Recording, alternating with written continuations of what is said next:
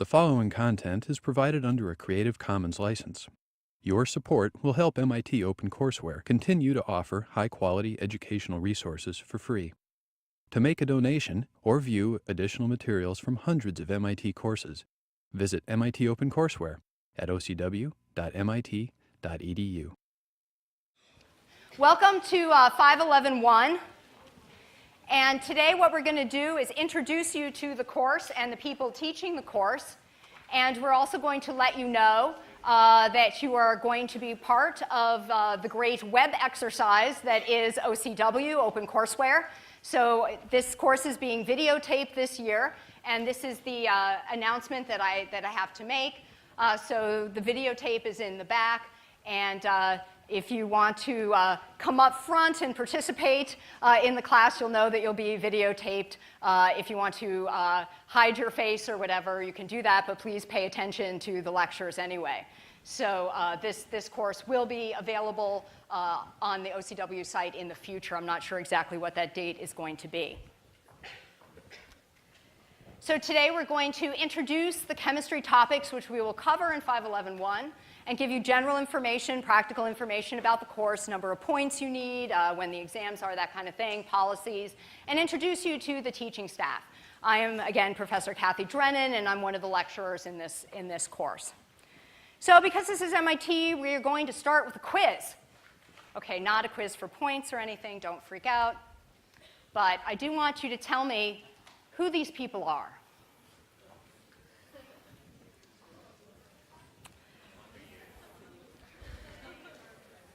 So what about this person?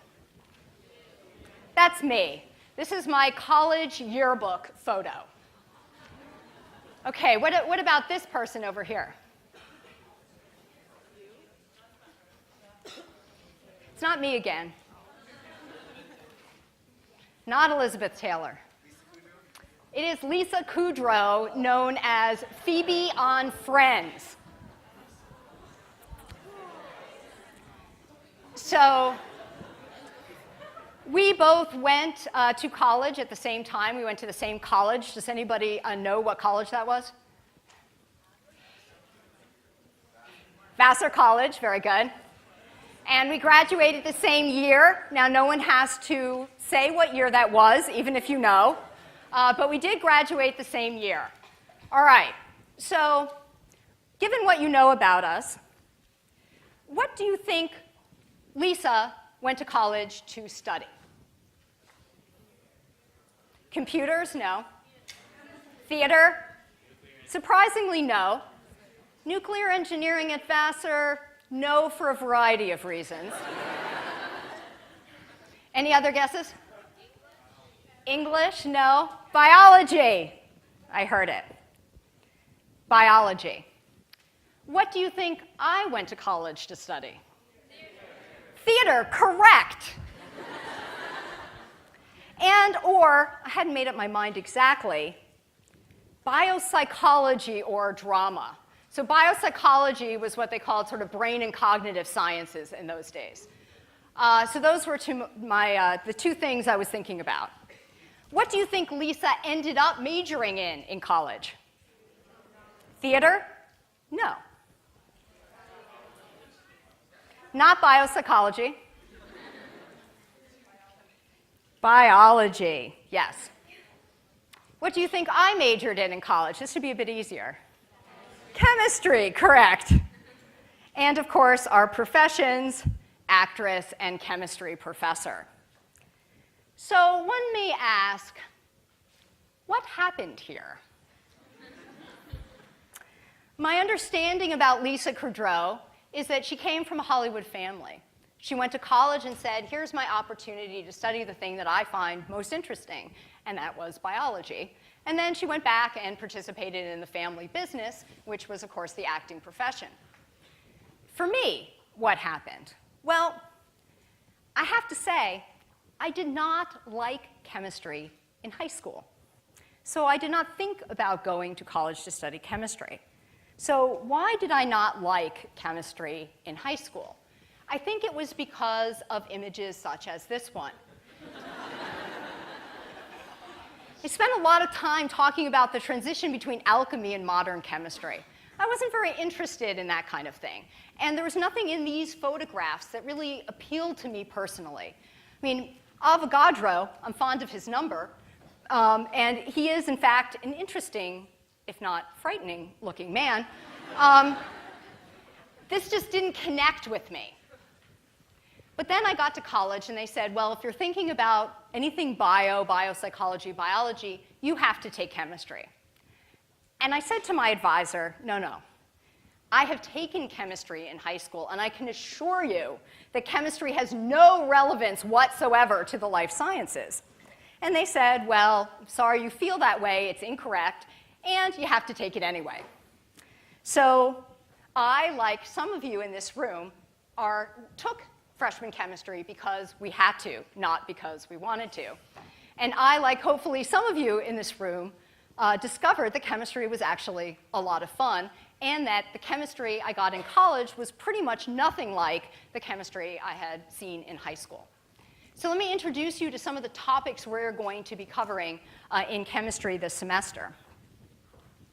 So there's more detail on your syllabus, a detail of what we'll cover every day. But these are the kind of basic things that we're covering. And you don't need to write this down. You'll become familiar with it as the semester goes on. We start out with some really basic principles. So up here, atomic theory, periodic table bonding, structures of molecules. And there will be a little bit of history in there. But this is mostly modern chemistry and represents the basic properties of matter. And it's the basic properties of all matter, including living matter, which was what really interested me, that connection between chemistry and biology. So then we go on to thermodynamics and chemical equilibrium. And this is really about reactions, chemical reactions, whether a reaction will go, will it be spontaneous? If there's an equilibrium, what direction will the reaction be shifted in? And then, of course, not just whether the reaction will occur, but how fast it occurs is really important. So that's kinetics, how fast a reaction will go. And from the perspective of someone who's a biochemist, I'm interested in kinetics and enzyme kinetics and in thinking about molecules that catalyze reactions in the body. And then there's acid-base equilibrium and also oxidation-reduction reactions. And what is true is that most reactions that occur are either catalyzed by some kind of acid-base catalysis or involve some kind of oxidation-reduction reaction. And so this sort of represents a lot of the basic way reactions go. Now, whether that's a reaction in your body or a reaction in a test tube, it doesn't matter. A lot of the same principles are involved. And then we also cover transition metals, which is something that you often don't see in high school. And transition metals, those metals in the middle of your periodic table, have some really unique properties, which are exploited again in reactions that occur in your body and also are utilized in industry, for example. So we'll talk about some of those unique properties. And if we put all of that together, we get the real fundamentals that you need to go on and study any kind of curriculum that involves chemistry. So these are all the fundamentals that are involved in chemistry that relate to physical chemistry, organic chemistry, inorganic chemistry, biological chemistry, and are a solid foundation for studying any kind of life science. So I congratulate you on being here in this class. This is really good, solid foundation for whatever you go on to do here at MIT. So normally at this point, we do actually start the class with a little bit of history from alchemy to modern chemistry. But I decided to skip that this year. If you are interested in that, it's never required on any test. It never has been. But if you're interested in that, there is an OCW lecture which you can listen to. That's an excellent lecture by Professor Sylvia Sayre on that. But today, instead, I thought I would give you some examples of modern chemistry. Why people now need to know chemistry, what they're doing with chemistry, what is chemistry research here at MIT, and how does it utilize these basic principles which we'll be talking about in the course. So start with my colleague, Professor Joanne Stubbe. She studies molecules. In particular, she studies biological molecules. And one of the things she's very interested in is how this anti-cancer drug, gemcitabine, works in the body. So it inhibits an enzyme, and she's interested in knowing how that really works. So enzymes are made up of amino acids. You have long chains of amino acids that form together into a protein molecule. Protein molecules in your body often act as enzymes, catalyzing reactions. So she is interested in how this molecule, gemcitabine, inhibits an enzyme. So to do those studies, she needs to know a lot of the stuff on this list. Of course, she needs to know the basic principles, but she's also talking about an enzyme, so she needs to know about enzyme catalysis. She needs to know this enzyme works by both acid-base chemistry and oxidation reduction. It has 2 irons that are involved in doing the chemistry, so it includes transition metals. She thinks about how things bind, how the natural reactants bind, how the inhibitor binds, and so she needs to know what happens to the chemical equilibrium. She needs to know about the thermodynamics of those binding events, and of course, everything, all the basic principles are required here. So to do this biochemistry research, she needs to know all of these things, and she has really made tremendous progress in understanding how gemcitabine works, and it is not so toxic, so it's a really good thing to have in chemotherapy. So in addition to studying molecules, chemists often want to make molecules, such as Tim Jameson, who's an organic chemist. So you will hear probably, hopefully, in this presidential debate about the environment and about why saving the environment is important. And one of the things you often hear about in this discussion is about our oceans and about rainforests. And part of the reason why people want to protect those areas is because you find a lot of natural products in those regions. So a natural product is something that is made by nature, and often natural products, whether it comes from a plant or a marine organism, have some really good, useful properties. And so one particular compound has anti-tumor properties, so again, along this line of cancer research. So Tim Jameson's lab figured out how to make this thing. And often that's really important because you can't get enough of the organism that naturally makes it to be able to grind that organism up and have enough that you can actually use as a medicine. So you have to make more of it because nature doesn't make enough. So it's very important to figure out how to do that. So in doing that, Tim Jameson's lab needs a lot of these things. So he needs a lot of knowledge of bonding. He wants to form bonds in making this. He needs to know about the structures of the molecules because if the structure is wrong, it's not going to work. And often if you want to make a lot of it, you have to think about the thermodynamics of the system, how fast the reactions will go, and kinetics, and then whether they'll go, the thermodynamics. And sometimes then you need to adjust the reactions, maybe use a transition metal to make it go better. So these are all the things that Tim Jameson needs to know to do organic chemistry. So you'll be learning in this class a great preparation for 512, which is organic chemistry. In addition to studying molecules and making molecules, some chemists want to detect molecules. And a chemist who likes to detect molecules is Tim Swager. So Tim Swager's lab has designed sensors that detect vapors. And so they will detect TNT, for example. And so he has put this chemistry to use in this robotic arm, and they call it Fido because often dogs are the creatures that have to go out and detect these things, and it's not a great job if you're a dog to be sent out to see whether there was an explosive and discover, yes, there was, a little bit too late. So this is a much nicer way to detect chemicals with this robotic arm, and here's a picture of it in use in Iraq. So in doing this, if you go down to kind of the basic principles that Tim needed to know about, oxidation reduction was really key in developing this technology. So we'll talk about that. So my final example is from Alan Davison's lab. And Alan was an inorganic chemist. He loved those transition metals and their unique properties. And he designed this compound. It's called Cardiolite, and it's used in heart imaging. So many people have relatives they know of that have had to have their heart imaged. Heart disease is a major problem in the United States, and there's a good chance that they had Cardiolite given to them to help in that imaging process. So this, again, takes advantage of those great, unique properties of transition metals, which we'll talk about in this course. So again, all together, this is the basis for modern chemistry. And the examples I just gave you are some of the things that modern chemists are working on, some of the issues that our country faces and our world faces, and how chemistry is involved in that. So not only will you have the fundamental knowledge to go on and take more courses in chemistry, you will also have the fundamental knowledge to go on and do undergraduate research here.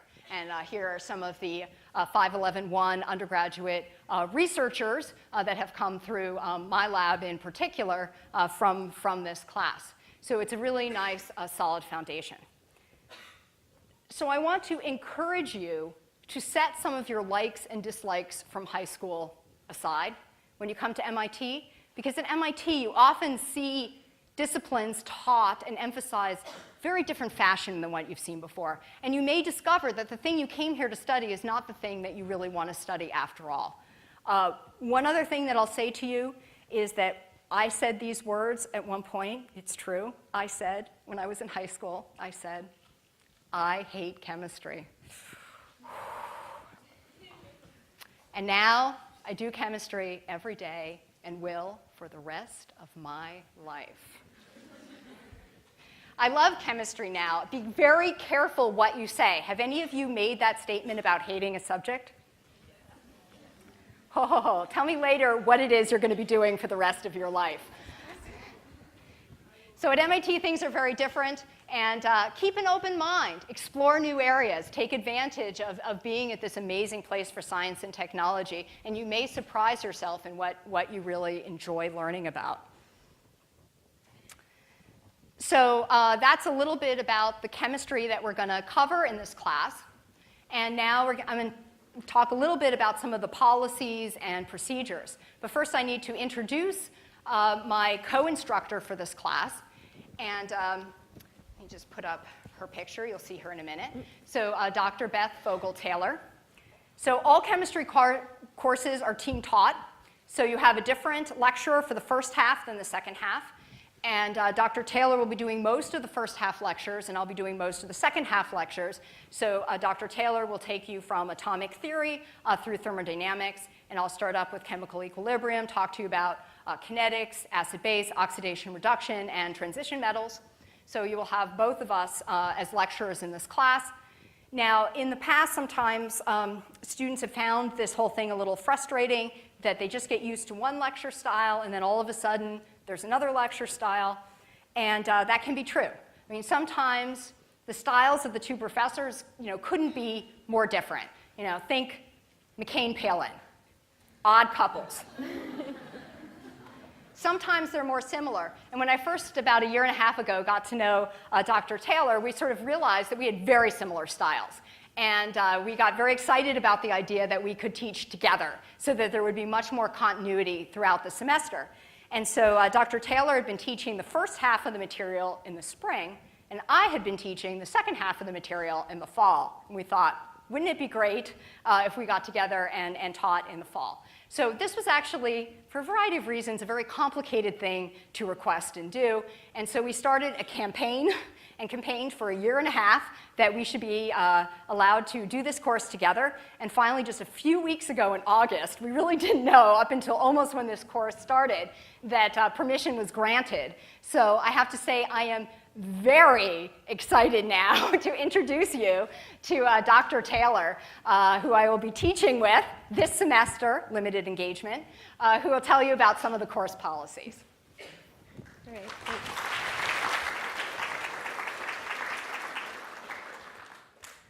Okay, so before we get to some of these course policies, I think I'll tell you a little bit about my path to chemistry as well. Professor Drennan explained that not everyone that ends up as a chemist started off that way on their first class, freshman year, for example, in chemistry. And in fact, if you talk to a lot of chemists, if you talk to some of the graduate students, maybe your TAs, you'll find that that phrase, I hate chemistry, has maybe been uttered by more than one of us at some point in our lives before we realized, and once it happens, you don't go back, that actually you love chemistry, and it's hard to even remember a point where you didn't see all of these connections that it provided for you. But to give a little background of where I was sitting, where maybe you are today on the first day of chemistry, when I left high school, I had no interest in chemistry whatsoever. And I have only one strong memory from high school chemistry, and that memory is shown right here, and that is the common ions. Did you guys have to learn the common ions? Does anyone have that in their brain somewhere for ready use? I don't, in fact, so it's actually okay if you don't know all your common ions, if you missed that part. This is the strongest memory I have, and I remembered that I didn't learn them, and that was really bad because it kept coming up. But the other thing I remember is that I had no idea why they were important. I didn't really understand what any of these molecules were. I certainly didn't understand how they even connected really to chemical reactions, much less other disciplines that I was interested in. I couldn't have told you, for example, if we look at a phosphate group, that that's going to be incredibly important in DNA, that it's also an incredibly important group when you're dealing with proteins and whether you're turning the function of a protein on or off. So really, I just had no context for the chemistry. So when I started in college, that wasn't even an option for me, and I was interested in a lot of things, chemistry not being one of them, but one that I was very interested in was biology. And the reason was, we did a lot of cool labs in high school. I loved doing the dissections. It was very interesting to me to think about how different organs worked, how the heart could be a pump, how the lungs worked. And then when we got to more of a cellular level, it was even more interesting to see that we could actually understand how our body worked as low of a level as thinking about cells.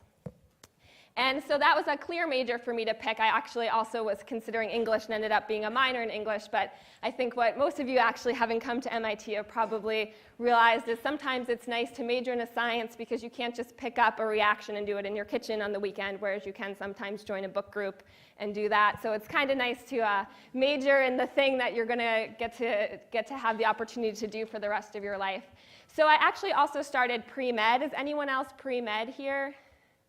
Okay, so a pretty good showing. So maybe you can relate to some of the reasons I wanted to be pre-med. Part of it was the interest in the science and the biology. Also, I wanted to help people. It seemed like a really clear way that I could have a career that was challenging and involved in science, but also helping others. So it seemed like a good start for me, pre-med bio. And I signed up for my bio class. I found out, as Professor Drennan did, that I had to take chemistry as well. I wasn't as upset. I was sort of a neutral chemistry person at this point, but I thought it was pretty smart to get it over with on the first semester, so that's what I did. And my plan was going along fine until something happened, and what happened was that chemistry was just way more interesting than I'd anticipated. So my perfect pre-med bio plan was getting a little shaken right from the start. And the reason that it was getting shaken was because I would learn this new principle in chemistry, and because I was taking bio at the same time, I could see the connections. And at one point I realized, oh my gosh, chemistry is just biology. It's just looking at it one level deeper. So actually all of my interest in biology was quickly transferred to saying, wow, now I can think about things on the molecular level. And one of the molecules that caught my attention first, and I can't remember if this was freshman or sophomore year in high school, was the first time I actually took meaning in looking at a chemical structure, and that was with the structure of penicillin here. And I know that all of you are familiar with penicillin, whether or not you know the structure or not, but the most important part of this structure is the four-membered ring here, the beta-lactam. And this was the first time I thought I could actually understand how a molecule worked because I knew something about chemistry. So for example, with penicillin, what it does is it inhibits an enzyme that builds the cell wall in bacteria, the bacterial cell wall. And if I thought about what I'd learned in chemistry, some of you know this from high school, some of you will be very familiar with this soon, is that this carbon here, for example, is bonded to three things. Does anyone know what angle those would like to be at? 120. They want to get as far away from each other as possible. The ideal angle is 120. But what we have here is a four-membered ring. So what angle does that have to be, that bond? 90 degrees. So we have a problem here if we're thinking about keeping things at the lowest energy. So there's a lot of ring strain in this system. And I was incredibly excited that I could look at that and realize it and say, wow, that's why it's so reactive. That's why it's such a good medication. Because when it comes into contact with these bacterial cell wall building enzymes, the enzyme can actually react with this four-membered ring and open up the ring and relieve that ring strain. So now the angles can open up all the way to 120 if it wants to, and there's no way it's going to form that ring again, right? Because it's not going to go back to those 90-degree angles if it can help it. So now the enzyme is locked up with the penicillin molecule, no more bacterial cell wall being built, and the penicillin has effectively killed the bacteria. So that for me was kind of the first connection that went, whoa, wait a second, I want to be thinking about these molecules all the way down to the level of individual atoms. So at this point, kept the pre-med, just switched the major to chemistry. The next problem came up when I went and took organic chemistry. So if you're dead set on staying with bio, maybe, I guess you have to take organic. So this might happen to you, just to warn you. We started looking at all sorts of other kinds of molecules that became very interesting to me. I especially love thinking about vitamins and drugs because I do have that interest in medicine and human health. These are actually all examples that we'll talk about in freshman chemistry at some point as an example of a connection between a chemical principle we learn and what we can know about how it functions. But what happened here was I thought, oh my gosh, now I could actually, using my chemical knowledge, think about synthesizing these molecules or maybe coming up with new ways to synthesize them better or synthesize different molecules. And the real clincher was when I started doing some undergraduate research. Any potential UROPs out there? Anyone planning to do research at some point? Excellent. Okay. So just to be warned, you might fall in love with the subject you do your UROP in. This is one of our summer students from this past summer who is also pre-med. She's continuing to be pre-med, which is fantastic. That didn't happen to me. Once I got into the lab, I didn't want to leave. So I thought, you know what, I think I'll change the medical school plans, and now I'm going to go all the way. Chemistry major, chemistry grad school. And the reason I was able to do that and keep with what my original intentions were was to have a career that was fulfilling in terms of helping people and being engaged in science, is all of a sudden I realized, you know, as chemists, we can think about better ways to build molecules that are important for making medications. Another thing we can do is we can use our chemistry to understand biological systems, so we can help elucidate pathways maybe that are implicated in disease. So the combination of these two things had made my decision, and I ended up coming here for graduate school, actually, and working in Professor Imperiali's lab doing bioorganic chemistry, which means that I synthesized molecules, which I loved, and used them to study biological systems. So really, I'm pretty happy with what I've gotten to do. And I just want to say we're not trying to convert all of you pre-med people by any means. My roommate for many years was going to medical school as I was going to graduate school. And we found we had so many interesting conversations about chemistry, her from the context of practicing and using medications and talking about how they worked on a molecular level, and me talking about my research.